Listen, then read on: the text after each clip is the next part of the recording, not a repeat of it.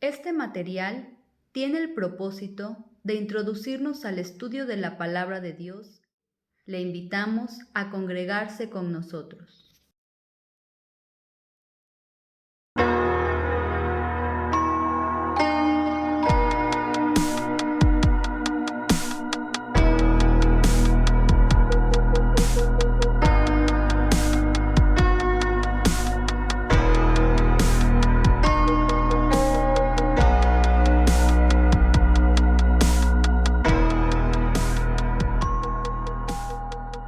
Hermanos, vamos a estudiar la lección 4 del Camino Vivo y Nuevo, cual estamos analizando la vida, la actitud de los Gálatas. En la lección 4, Pablo destaca algo importante. El texto nos habla de su preocupación por aquellos a quienes él había preparado para su vida espiritual delante del Señor. Y el texto nos habla y expone la analogía de un hijo que alcanza la mayoría de edad, según 3, 24 y 26 de Gálatas. Pablo se refiere a que los Gálatas ponen un ejemplo de ellos bajo ayo, es decir, cuidadores para establecer un contraste entre la vida de los creyentes antes de la salvación, como infantes, y la vida de cada uno de ellos después de la salvación. Esto Pablo lo destaca. Como adultos e hijos, tanto los judíos como los gentiles podían entender esta imagen, ya que judíos, griegos y romanos tenían una ceremonia especial para señalar la entrada de un joven a una vida adulta. Por esto, la necesidad de tutores y cuidadores, que a propósito de esto, los tutores eran aquellos que estaban al servicio de sus amos, es decir, esclavos a quienes se confiaba el cuidado de los menores de edad, mientras los cuidadores eran mayordomos que administraban sus propiedades hasta que tuvieran la edad suficiente para hacerlos por sí mismos. Al igual que el ayo o tutor, tenía control casi completo sobre el niño, quien para fines prácticos no se diferenciaba en absoluto de cualquier otro esclavo. Niño, encontramos que la palabra griega se refiere a un menor que ni siquiera puede hablar en público, un menor de edad quien no tiene madurez espiritual e intelectual, o que no está preparado para los privilegios y responsabilidades de la vida adulta. Pablo refiere cuando éramos niños, y podríamos deducir en la fe. Vemos que Pablo destaca esto y agrega acerca de la esclavitud. Se está hablando de una esclavitud acerca de lo que ellos estaban experimentando. Y Pablo menciona una frase importante, los rudimentos. Y encontramos que en griego la palabra rudimentos se deriva de un vocablo que significa rango y que se empleaba para aludir cosas básicas y fundamentales, como por ejemplo las letras del alfabeto en ese tiempo.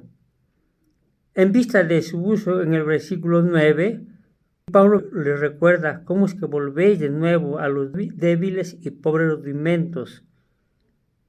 Lejos de ser un conocimiento avanzado y más profundo, las creencias de los falsos maestros eran simples, inmaduras, como todas las demás especulaciones e ideologías, filosofías inventadas en el sistema humano. Es preferible considerar como una referencia a los elementos y rituales básicos de una religión humana y nunca podrán elevarse a la categoría divina.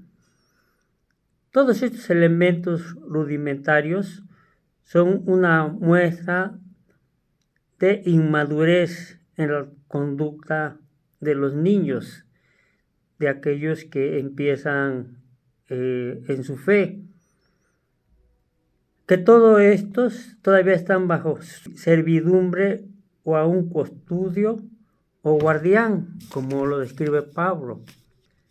La metáfora del versículo 19, sufrir dolores de parto, describe la angustia, el dolor y el anhelo con los cuales Pablo deseaba la salvación de los Gálatas, que se habían alejado de Cristo y habían caído de la gracia, según 5:4.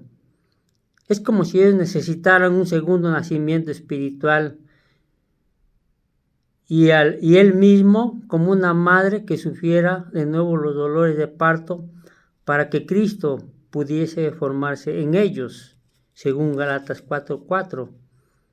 A diferencia de los motivos malignos de los judaizantes, 3:1, Pablo destaca: ¿quién os fascinó? ¿Quién los engañó? Por medio de halagos y promesas falsas. El objetivo de Pablo era que los gálatas alcanzaran la semejanza plena a Cristo, es decir, la perfección. Esta es la meta de la salvación. Hechos conforme a la imagen de Cristo, según Romanos 8:29. El propósito destinado de Dios para los suyos es que sean hechos semejantes a Jesucristo. Este es el premio del supremo llamamiento a través de la perfección, según Filipenses 3:15. Pablo destaca: todos los que somos perfectos, puesto que la perfección espiritual de la semejanza a Cristo solo es posible cuando el creyente recibe el supremo llamamiento a la presencia de Dios. Pablo refiere aquí a los perfectos en su madurez espiritual. Es posible que se refiera a los creyentes que pensaban él en cuanto a la búsqueda activa de su santidad, su perfección, o que haya, es decir, la expresión perfectos para aludir a los judaizantes, quienes estaban convencidos de que ya habían alcanzado la perfección.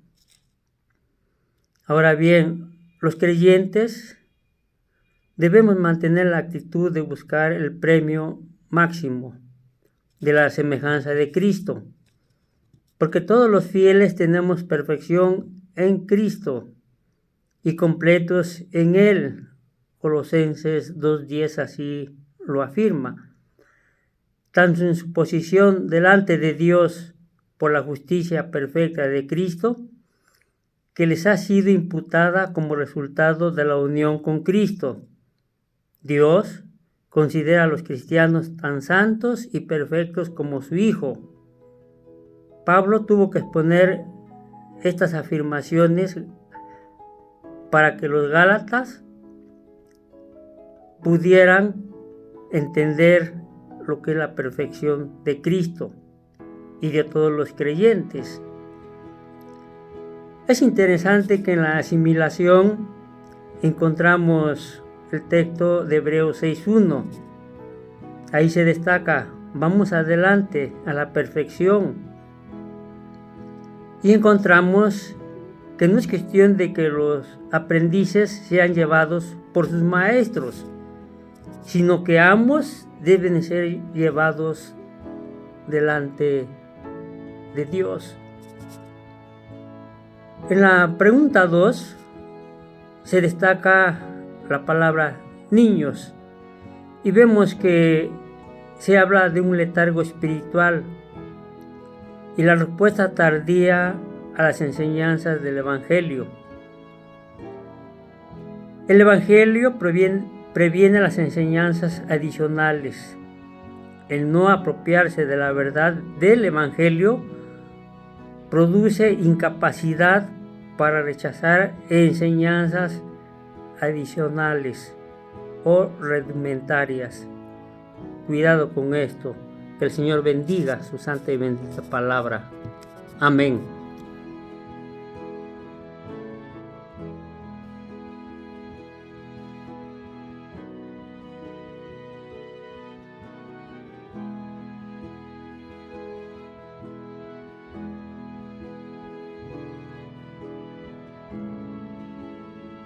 Le invitamos a asistir a nuestras reuniones.